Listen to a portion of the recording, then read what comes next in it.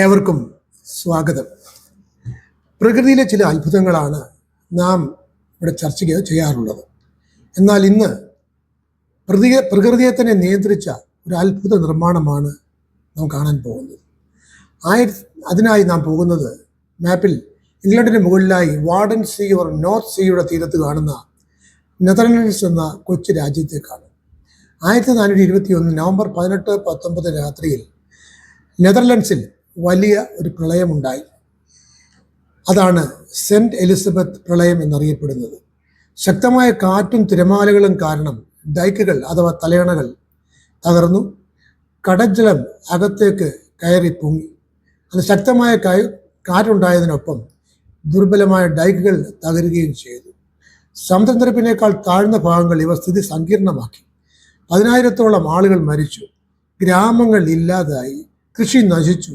പിന്നീട് ബീസ്ബോഷ് വെറ്റ്ലാൻഡ് പ്രദേശം രൂപപ്പെട്ടു. ഈ ദുരന്തം അപകട മുന്നറിയിപ്പായിരുന്നു. തുടർന്ന് ശക്തമായ ജലനിയന്ത്രണ സംവിധാനങ്ങൾ വികസിപ്പിക്കാൻ ഇത് കാരണമായി. അത് വലിയ പദ്ധതികൾക്ക് പ്രചോദനമായി. അങ്ങനെ ഉണ്ടാക്കപ്പെട്ട ഒരു ഡാം ആണ് ഹാഫ് സ്ലൗട്ട് ഡൈക്ക് അഥവാ എന്നറിയപ്പെടുന്ന ആ അത്ഭുത നിർമ്മാണം.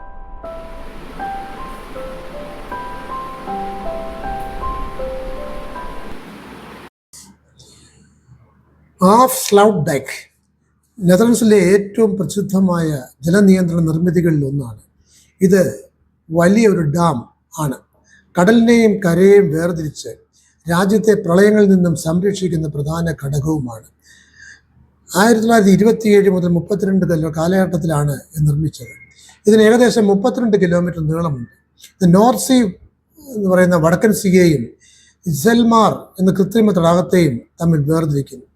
ഇതുണ്ടാക്കിയതിൻ്റെ പ്രധാന ഉദ്ദേശങ്ങൾ കടൽ ജലം അകത്തേക്ക് കടക്കുന്നത് തടയുക, ഭൂമി സംരക്ഷണം, താഴ്ന്ന പ്രദേശങ്ങളെ വെള്ളപ്പൊക്കത്തിൽ നിന്നും രക്ഷിക്കുക, കൃഷി വികസനം, പുതിയ ഭൂമി സൃഷ്ടിച്ചെടുത്ത് കൃഷിക്കായി ഉപയോഗിക്കുക എന്നൊക്കെയായിരുന്നു.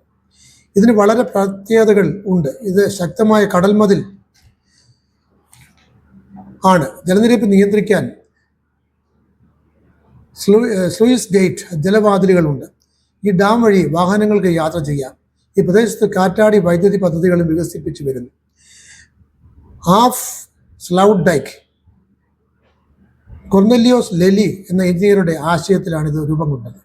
ഇത് ഡച്ച് വാട്ടർ മാനേജ്മെന്റ് ജലനിയന്ത്രണ സംവിധാനം എന്ന ലോകപ്രശസ്തമായ സാങ്കേതിക വിദ്യയുടെ മികച്ച ഉദാഹരണമാണ്.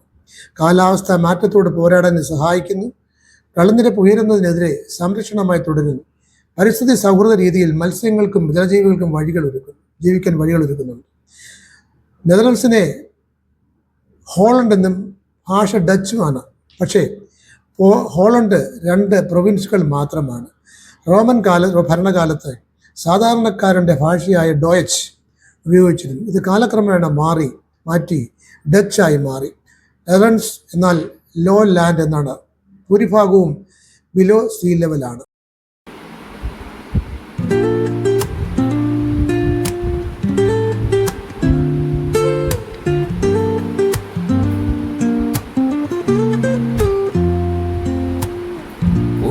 Up late, missed the morning glaze,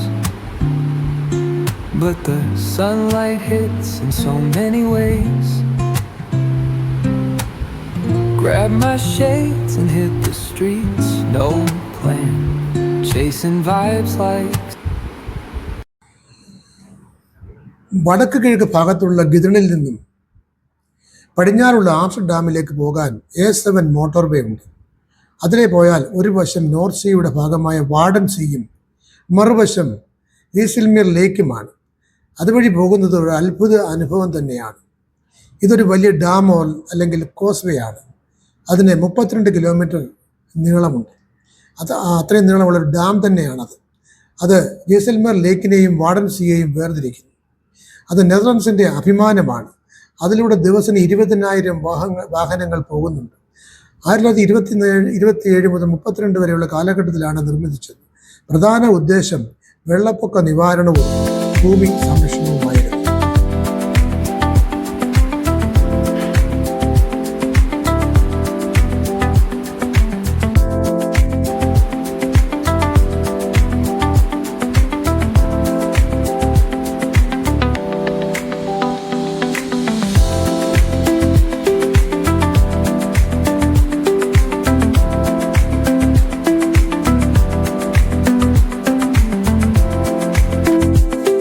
1932 മുതൽ നെതർലൻഡ്സിനെ ഈ ഡാം വെള്ളപ്പൊക്കത്തിൽ നിന്ന് സംരക്ഷിക്കുന്നു.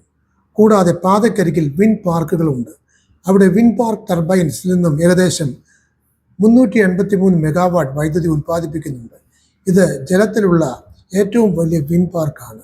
ഇത് രണ്ടും കൂടാതെ സ്വിംഗ് ബ്രിഡ്ജ് കൂടിയുണ്ട്. അത് കപ്പലുകളെ വാടൻ കടലിൽ നിന്നും ജയ്സൽമീർ തുസ്തര തടാകത്തേക്ക് പോകാൻ സഹായിക്കുന്നു. അവിടെയുള്ള ഗേറ്റ് അടയുകയും തുറക്കുകയും ചെയ്യുന്നു. ഇങ്ങനെയൊരു ഐഡിയയുമായി വന്നത് മിസ്റ്റർ കൊർണലിയസ് ലെയ്ലി എന്ന പ്രസിദ്ധ പൊളിറ്റീഷ്യനായിരുന്നു. അദ്ദേഹത്തിൻ്റെ പ്രതിമ അവിടെ സ്ഥാപിച്ചിട്ടുണ്ട്. ഉൾക്കടൽ വളരെ ആഴം കുറഞ്ഞതായിരുന്നു. വാട്ടർ ലെവൽ അല്പം താഴ്ത്തിയാൽ പുതിയ ഭൂമി ഉണ്ടാക്കിയെടുക്കാൻ സാധിക്കുമായിരുന്നു. അതിന് പോൾഡേഴ്സ് എന്ന് അറിയപ്പെട്ടിരുന്നത്. ഇത് നടത്തിയെടുക്കാൻ ഏകദേശം 6 വർഷം എടുത്തു. അതേപോലെ 6000 5000 ആളുകൾ അവിടെ പണിയെടുത്തു. അവരുടേതായ സ്മാരകം അവിടെ കാണാം. വെള്ളത്തിനടിയിലൂടെയുള്ള തുരങ്കവും അവിടെ കാണാം. സ്ലൗട്ട് ഡൈക്ക് ഒരു സാധാരണ ഡാം മാത്രമല്ല, അത് നെതർലൻഡ്സിൻ്റെ ജീവരേഖത പോലെയാണ്. കടലിനോട് പോരാടുന്നതിൻ്റെ രാജ്യത്തിൻ്റെ ബുദ്ധിയും സാങ്കേതിക വിദ്യയും പ്രകടമാക്കുന്ന അമൂല്യ നിർമ്മിതികളിൽ ഒന്നാണത്. അടുത്ത അത്ഭുതവുമായി വരുന്നത് വരെ നന്ദി, നമസ്കാരം.